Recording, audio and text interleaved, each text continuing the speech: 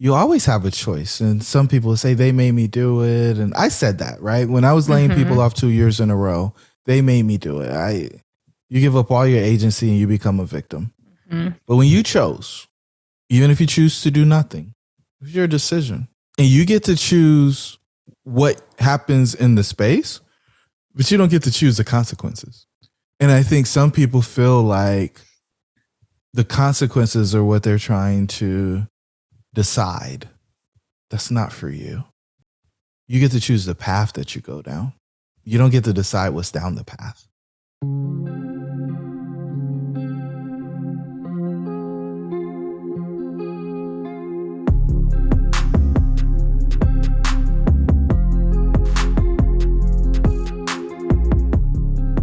Welcome to The Conscious Investor.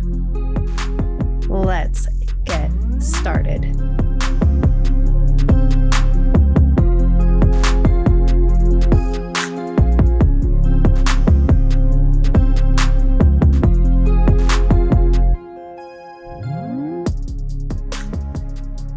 Conscious investors, welcome back.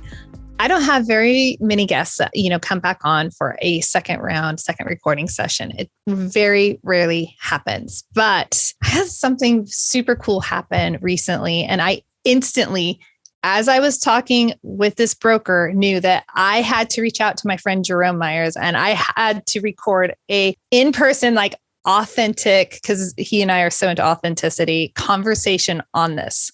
So before I tell you about this cool thing that happened with the broker, I just wanted to invite so you can hear Jerome's voice and hey, Jerome, you're awesome. And I'm so happy to have you here. So thank you for coming on The Conscious Investor.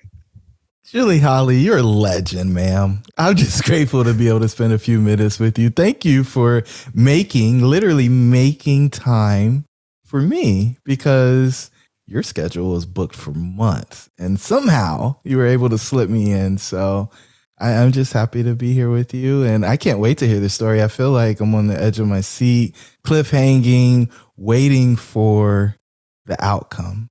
I tell us, please. I'm going to, and you're right. I did literally move things around because I'm like, okay, but Jerome's only available at this time. Cool. I will make it happen. So yes, you are so worth it, especially because of the it's just, everyone's going to hear it in just a moment. So here's a story. Okay. The story goes like this. I invest in Huntsville, Alabama. I absolutely love Alabama. Fireflies. Who doesn't like fireflies? I mean, yeah, it's a super rock star metro. It's a great market, but I mean, the fireflies, that's really what sent me over the edge. So I'm talking with a broker and somehow we bird trail, go figure, I'd have a little bird trail, right? We bird trail onto the topic of Pearl Jam, which is really funny.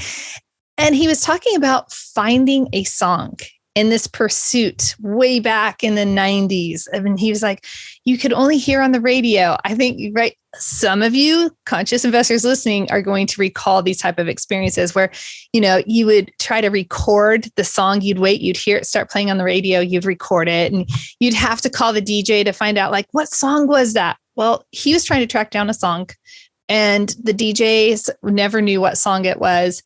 And he finds a cassette, not a CD, people, a cassette tape. And his words that totally just stood out to me. He's like, I listened to the A side and the song wasn't on there. And I flipped it to the B side and it still wasn't there. But it got me to, yeah, right. Okay, which he ultimately did. Okay, let me put everyone at rest. He ultimately did find the song 2 years later. 2 years later. So that could wrap into this. But really, ultimately, I was thinking about A side, B side, and how life is very much like the A side, the B side. So metaphorical. I mean, we can go lots of ways with that. But the reason that stood out to me so much so was because you're red pill, blue pill. And you're, always encouraging people to take the red pill. And that's where I was like, A side, B side, red pill, blue pill. All of this is so synergetic. I have to talk with Jerome about this. Wow. Who connects the dots like that? That is outstanding. So this, It's interesting because I think so many of us go take the blue pill first because that's what we were programmed to do. It's so easy for us just to get into the rut and do the same thing over and over again and not explore and not question the things that have been presented to us to be false or if they're true. We just accept that those who shared the information with us know more than we do. And I guess the DJs didn't know. It's interesting though, because he was on a quest. He was seeking.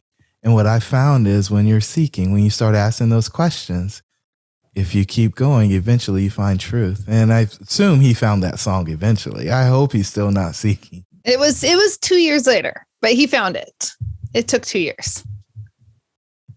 That's crazy. And how many of us are on that quest? And it's been 2 years and we think that we're crazy because it hasn't happened yet.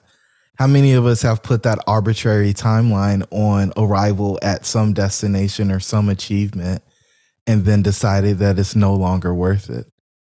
I beg you to get counsel, get around the right people, spend some time with Julie, asking some really hard questions, because I think those things will lead to you accomplishing and achieving the things that your heart has. Hey, man, the conscious investor. I just when you rebranded, because your first like cover art, I just thought it was so phenomenal, like all of the expressions and all this stuff. But I think this really gets to the heart of who you are, and I think it's probably grown at a pace that the other one didn't because it's on purpose. So it's so cool to watch your journey from afar because we're like across the country from each other. Literally. But so close because every day on social media, there Julie Holly is. And you can't just say Julie and you can't say Mrs. Holly. You got to say Julie Holly. And everybody I know that says her name says Julie Holly, which I don't know, man. It's just so cool when people really show up in an authentic way and live out the principles that they espouse versus just saying things because it sounds good or looks good. Oh, well, thank you. Now I'm going to blush on the podcast. The listeners can hear me blushing right now. Okay. Isn't that fun that we can hear that? As like that whole moment, I love what you're saying about we put these timelines. We like want to say, and as if the process is linear. And even if we take the red pill, even if we flip the script and go flip the tape and we go to side B and say, no, I'm going to flip this and I'm going to side B. Even if we make those changes, it's not instant. And we have to just realize like our transformation is not a linear progression. No, it never will be. And unless you're doing very minor things. The moment that you try to do something that you've never done before is the moment that you take a step and you can't see maybe the next one. Or you certainly can't see 20 steps down the road. It's like if I want to drive to Utah or if I want to drive to Idaho, I can't see all of the turns. I can't see the weather. I can only see what's in the path immediately in front of me. And I guess I could look in a few mirrors and see what's behind me, but I drove through that. So that part doesn't matter as much. And I think that's why it's so important to have a guide that's been where you want to go, especially if you're going to new heights, right? So trying to climb Mount Everest without a Sherpa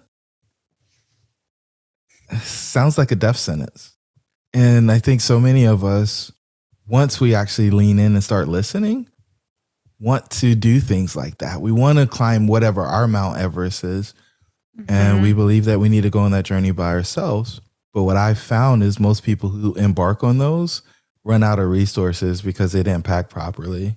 And then they just kind of get left on the mountainside, or they come back down because they realize that they need to abort the mission because they're not properly prepared. But the people who I see actually make it to the summit usually have a guide with them, somebody who's been down the path, someone who has a little more expertise, some experience that can help them avoid a lot of the initial mistakes that keep people from even getting deep into the journey, let alone finishing it. Oh gosh, I love that. I live in the mountains and my husband and I were sitting outside he's a mixologist now. So it's really terrible to have to sit out there and sample a cocktail that he makes while looking at, the sun setting on the mountains. But we were talking, and I love that, we have deep, meaningful conversation. Like, that's one of the things that's always been part of our relationship. And we were talking about the mountain across the way. And if you want to summit it, you can't you're going to pull up a trail. You're going to pull up a map. You're not just going to say, oh, I'm going to go up to that mountain, because you can't always see the different cliffs or the turns or the twists, right? The water crossings that are hidden by the trees or something. And I tell them, like, a lot of it, to kind of lean into your metaphor, a bit here, is so often people are trying to go up the mountain and they want to do it themselves. And instead of staying on the right trail because they have the map, most people don't even have a map. Right. And they're trying to blaze their own trail to the mountaintop. It's like, who would do that? Like, none of us, we concluded, like, nobody would try to travel anywhere without even a map. And yet most people are trying to achieve the life of their dreams without any resources available. They're just like, oh, I'm going to get there. And it's well intended, that enthusiasm is great, but it's not going to get you where you're supposed to be. But your ultimate contribution that's so fulfilling isn't going to come that way. No, not at all. And I think so many of us get caught up in this, oh, well, just follow your heart thing. Yeah, there's a North Star, but that's in the sky, right? You can follow the North Star, but you've got to navigate all of the things, all of the obstacles, all of the animals, you pick it. It's going to show up for you on the journey. There's forces out there that want to stop us from doing the thing because we're going to move good forward. There's also what I believe is the universe conspiring to help us make those things that have been placed on our heart a reality. And I think for everybody that shuts that down, everybody who holds that back, they are preventing somebody else from doing what they need to do, because they're going to build on what you were supposed to do or what you did. And I challenge people to, if they won't do it for themselves, to do it for the person who they haven't met, who's counting on them to do the thing. And I can't tell you what your thing is, but I know you have a thing, because if you didn't, you wouldn't still be breathing. I love that. I absolutely love that, Jerome. And that concept is so critical. I wish more people would take action because they understand that. So amazing conscious investors, just consider this for a moment as you're driving in the car, on the treadmill. You don't have to close your eyes, and your hands don't have to do anything special. Okay. So you just have to think for a moment, who's one person that impacted your life? And what would happen if that one person wasn't there? Right. So now we're going to have this gap in our life. Like, I can think of so many people over the last 2.5 years. You are one of them, Jerome, because it's like, oh, someone that's into growth, and someone that's not into the status quo, and someone willing to challenge the narrative that is broadcast to the world and indoctrinated into us from the moment we enter the world, right? It's like, oh, okay, I'm not alone. This is so amazing. But when we have those people around us, either they've changed, when they change our life or influence our life then has this ripple effect. And I talk about that often. So for you, Jerome, like, who's one person in the last, well, I'm just going to go back 5 years. Because if we're honest with ourselves, it's not just a one and done one person who's impacted our lives way back when. Just like success isn't just a one-time success. We have success at different levels all the time. So one person that's like made an impact on your life that's allowed you to impact others. Ooh, the last 5 years. I know that's not that long, is it? Well, yeah, but my life is completely different than it was 5 years ago when I really think about it. I mean, I was, man, 2016 is when I left corporate America. So, I'm right at 6 years on that. This will probably be a controversial answer, but I think it's one that people will appreciate on the backside of it. So I ask people to give me grace while I unravel this, because I've never been asked this question before. And I'll say that there's a cluster of people who helped me. But they were all in the same place. And so it was everybody who I reached out to after I left my job and asked for an opportunity to come back and do some type of consulting or coaching with. Because every single one of them told me no. Every single one of them. Wow. And the best part about all of it is most of them were on my team prior to me leaving. And I thought that they really loved me. I thought that they really liked me. But the reality is I had something to offer them. I had the ability to write contracts. I had the abilities to offer employment.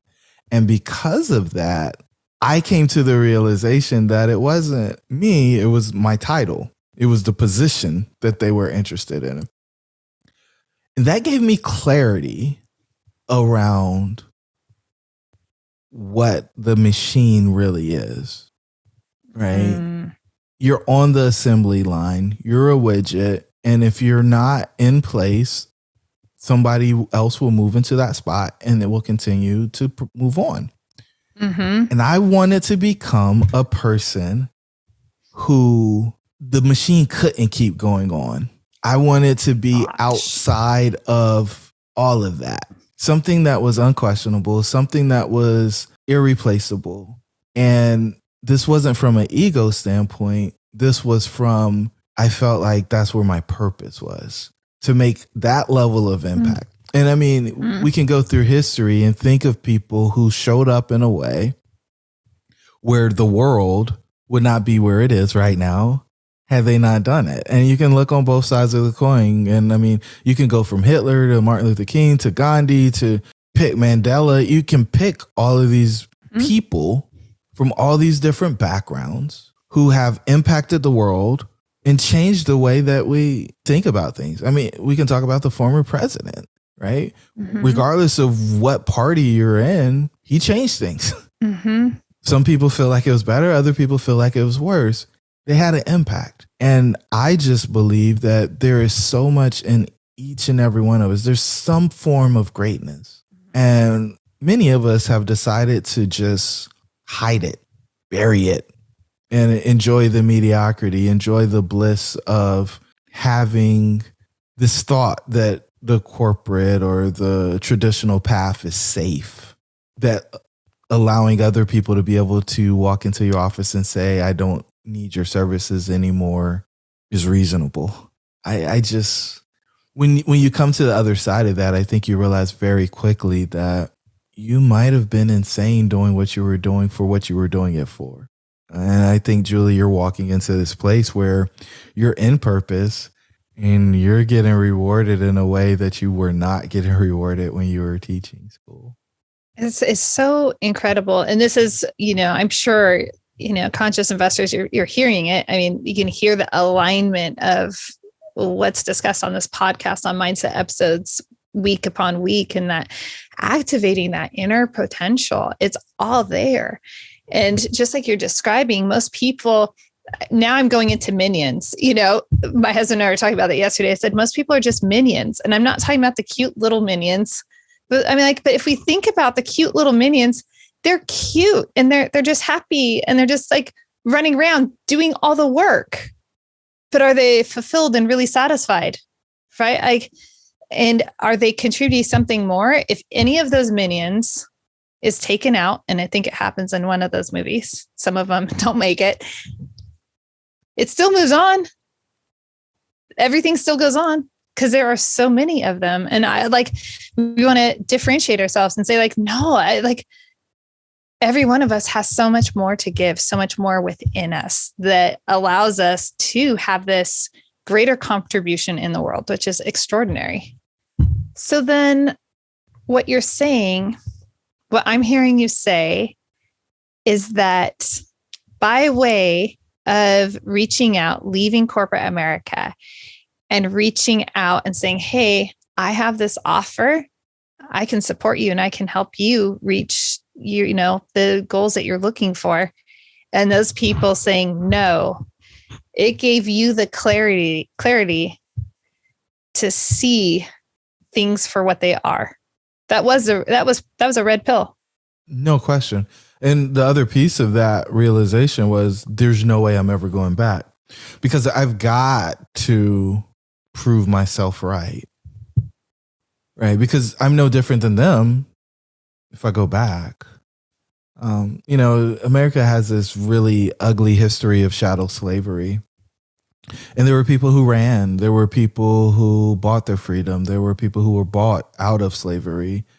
And the people who were still in bondage always looked at the person that was out and did everything they could to rationalize that their life was better.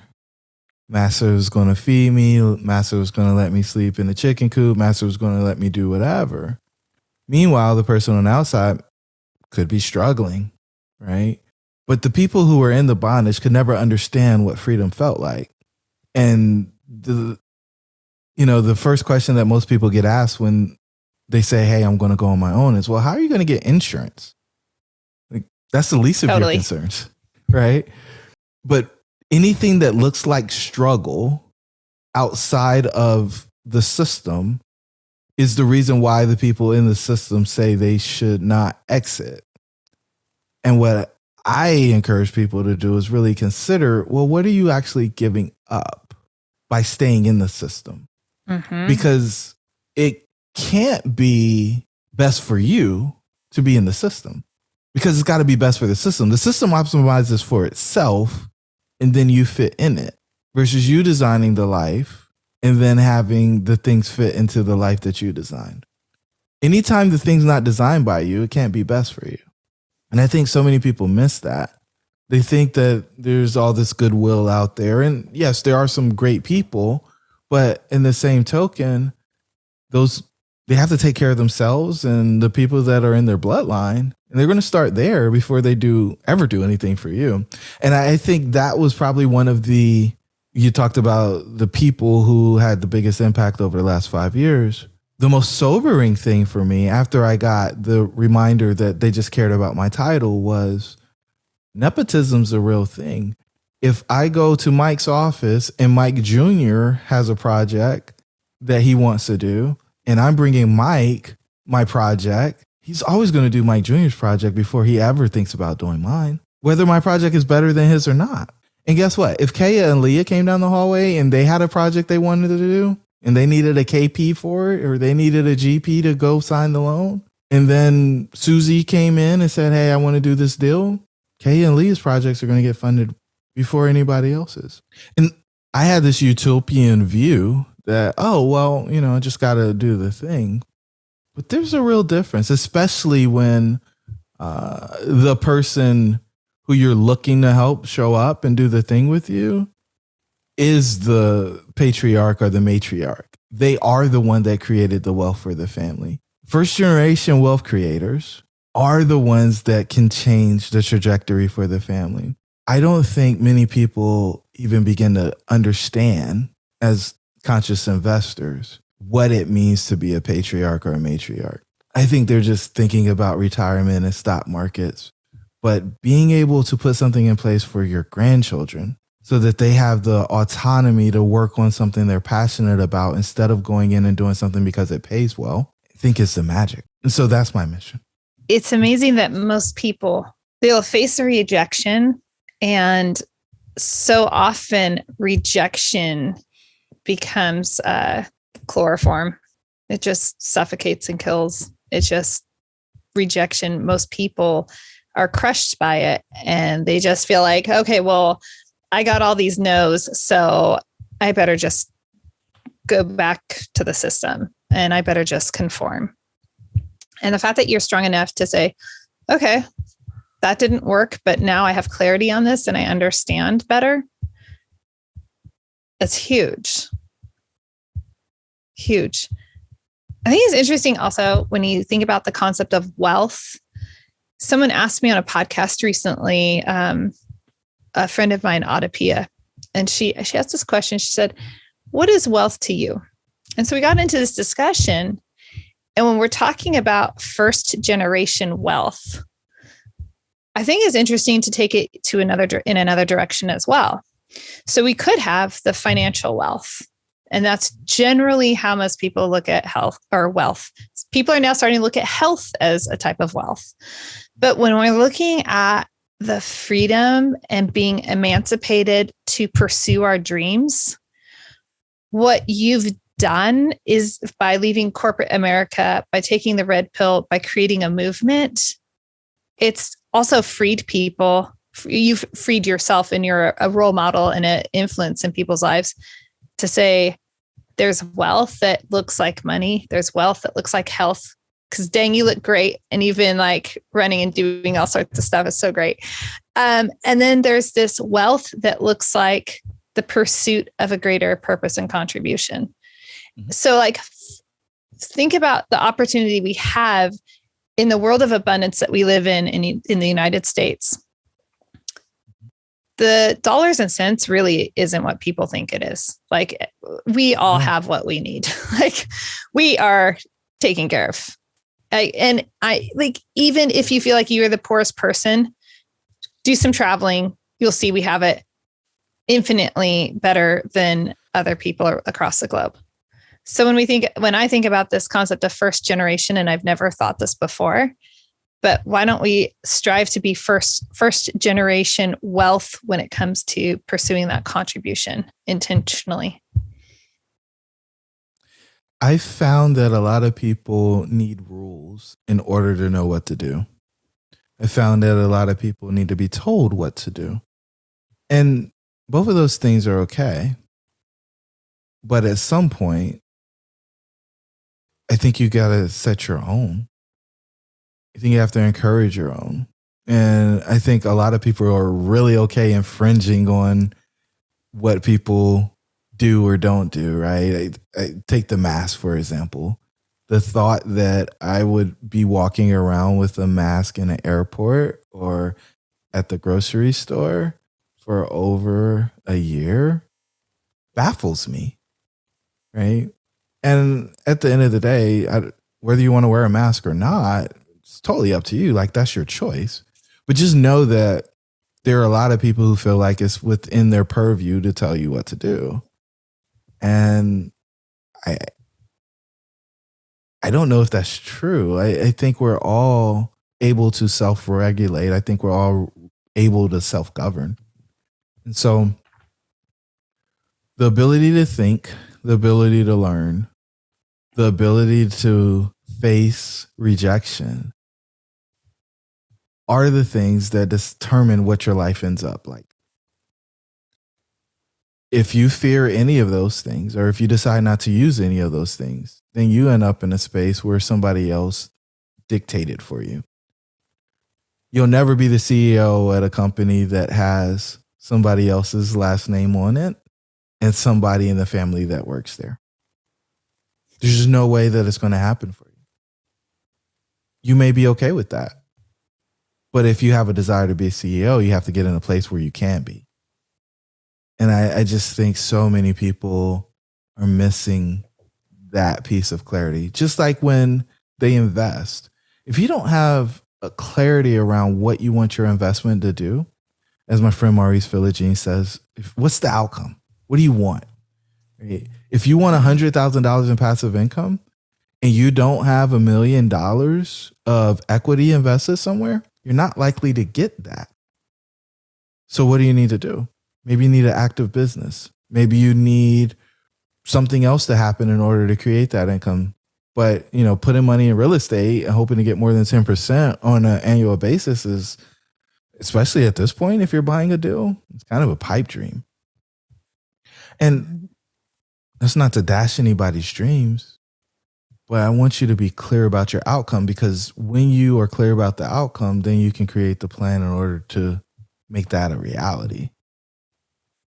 That's goes back to that mountaintop and having a Sherpa and having a guide and having the map. Like at the very least, you have to have that map. You look at the summit, you say, that's where I'm going. Okay, now what do I need?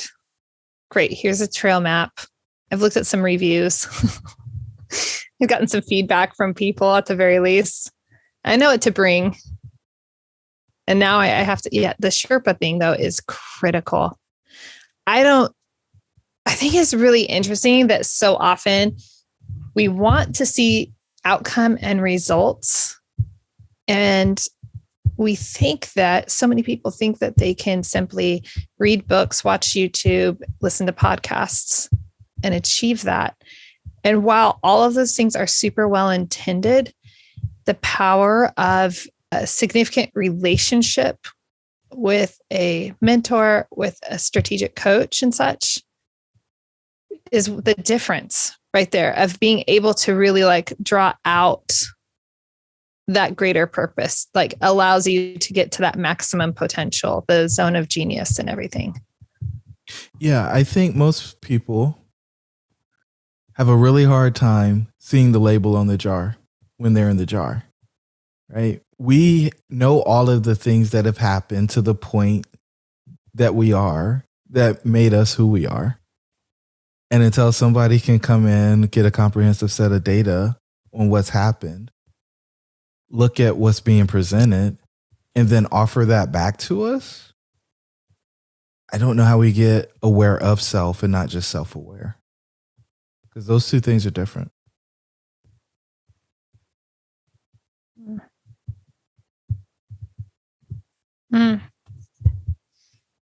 I'm just seeing how many people are in the jar. And how people are in the jar that don't even want to see the label. Well, that's okay, right? Like, it's okay. Nope, you don't have to. I just want it to be an intentional choice. I don't want it to be ignorant bliss. Mm-hmm. Like, here's your opportunity. You can take the red pill, you can take the blue pill. You take the red pill, you find out how deep the rabbit hole goes. We're only offering you the truth. Or you take the blue pill and you wake up as if nothing ever happened. And you can live in ignorant bliss. That is totally okay if that's what you want. But there are some people who want to know what's going on behind the veil. They want to know what freedom feels like. And for those people, we want to make them know. We want to make it very clear that there is an alternative path. One that could potentially be more rewarding if you're willing to do the sacrifice and all the other things that go with it. So what's been the greatest reward for you when you taking the red pill? And I just like the whole concept of flipping the tape, even to the B side. Yeah. I remember just wanting to be able to live off of $4,000 a month. I was like, man, if I can make $4,000 a month, I'll be good. Hey, that's all I need. And I have single clients that pay more than that to work with me on a monthly basis. The ability to do what I want, when I want, with who I want, where I want is the greatest reward that you can get. It is the only wealth there is. Life on your terms. Mm-hmm. Do you have to do some things sometimes that are uncomfortable, difficult? Yeah. But is it worth trading for 2 weeks of vacation and having to ask if you can take the holidays off and all this other stuff? Yeah. I'm unemployable. That is absolutely amazing. I have people ask me all the time, like, do you want to go back? Do you want to go back to education? Do you want to go back? I'm like, I love the kids. I love teaching, but I'm right exactly where I need to be. They're like, your smile says it all. I'm like, but I want, what, when we talk about that choice that you make, I want to live in ignorant bliss or I want to go down the rabbit hole, that choice, right? It's like when you make that choice, you can smile because you can be at peace. You could be at like, no, I'm good. I know the choice I made. And so I'm not concerned about anything else. But the choice I made is so fulfilling, knowing how many people I'm able to contribute to in life and impact. And it's incomparable. So I think the second most powerful phrase in the English language is I chose. You take Ooh. responsibility for what happened. The first is I am. The next is I chose. Mm-hmm. You always have a choice. And some people say they made me do it. And I said that, right? When I was laying people off 2 years in a row, they made me do it. You give up all your agency and you become a victim. Mm-hmm. But when you chose, even if you choose to do nothing, it's your decision. And you get to choose what happens in the space, but you don't get to choose the consequences. And I think some people feel like the consequences are what they're trying to decide. That's not for you. You get to choose the path that you go down. You don't get to decide what's down the path. I love that.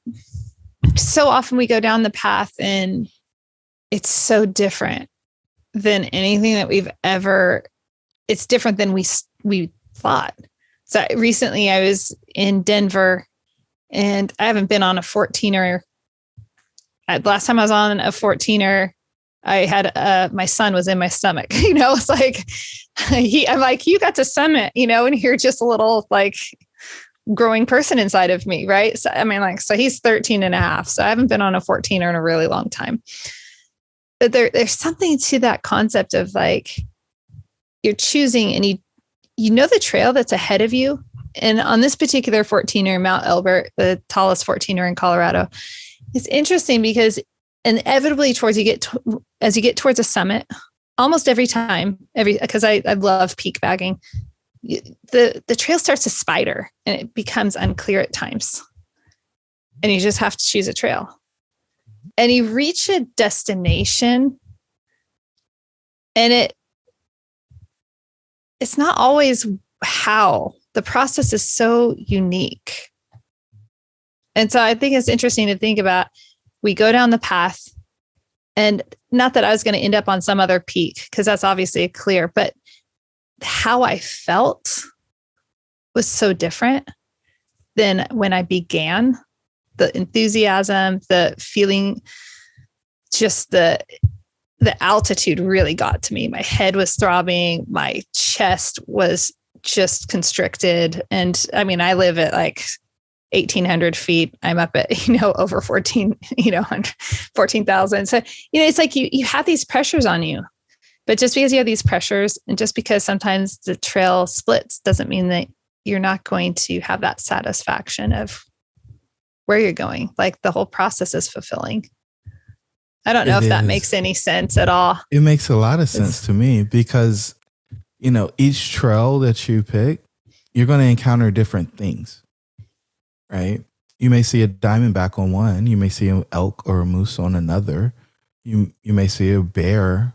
You may just get to peek around a tree and catch a glimpse of a sunset that you couldn't have gotten on the other one that you took.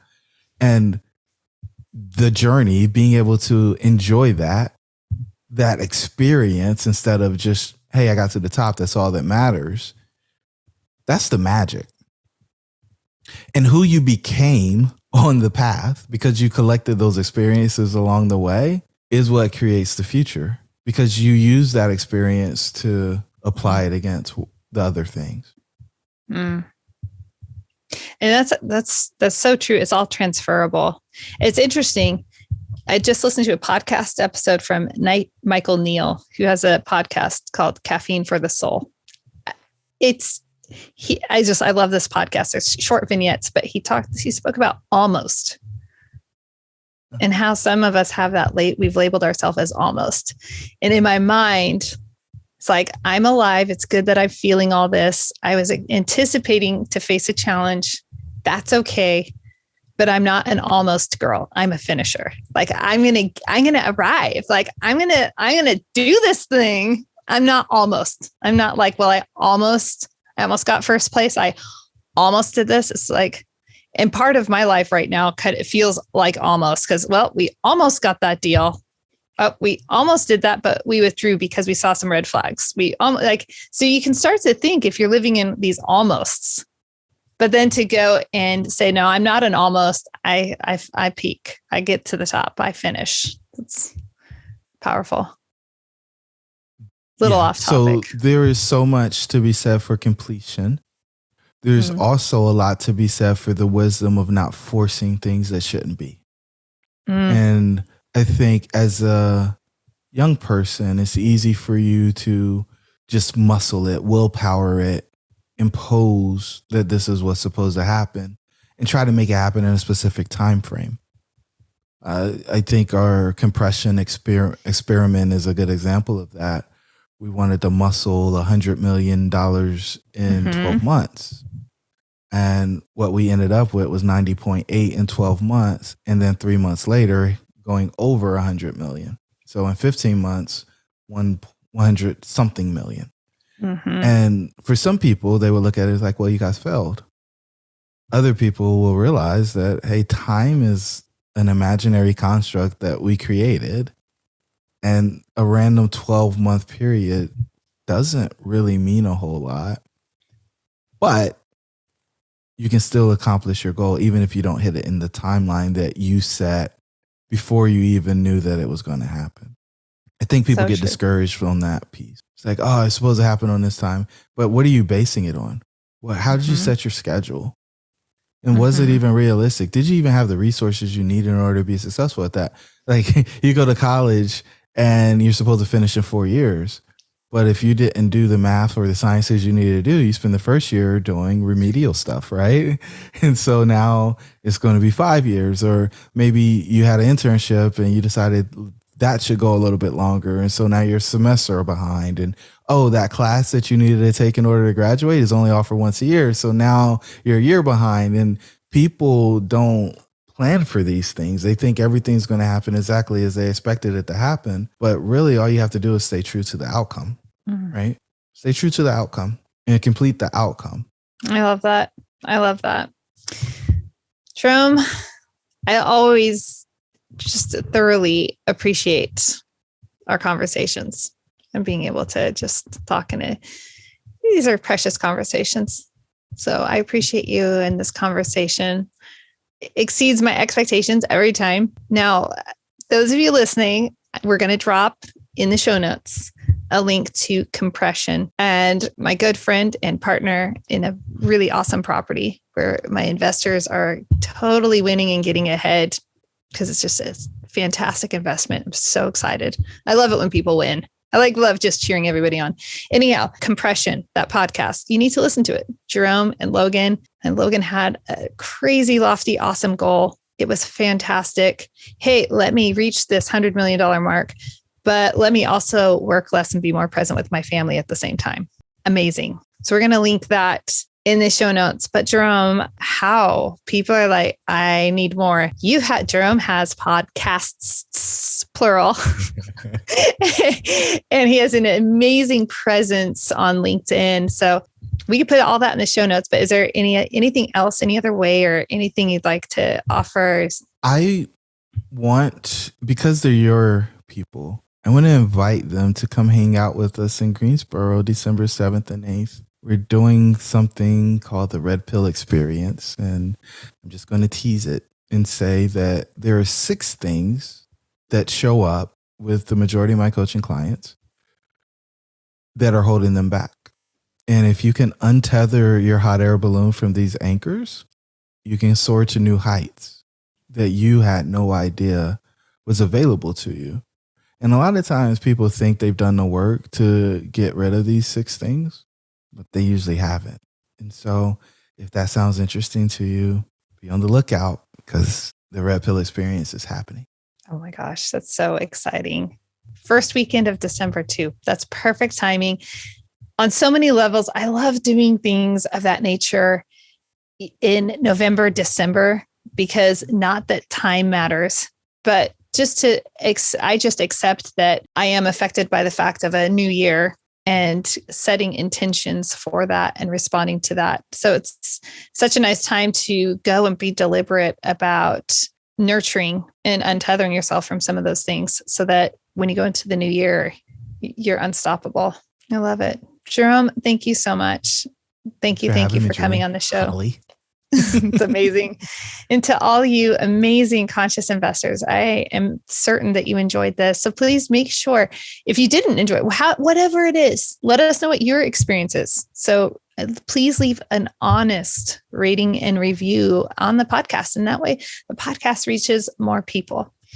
More importantly, remember that adventure belongs on the trail, not in your investing and not in your personal life. So if you need support finding a way to invest better through apartments, or if you need support, figuring out how to level up your life and activate your inner purpose, make sure you reach out with me, hop on my calendar. There's a link in the show notes. Until next time, live big, love bigger.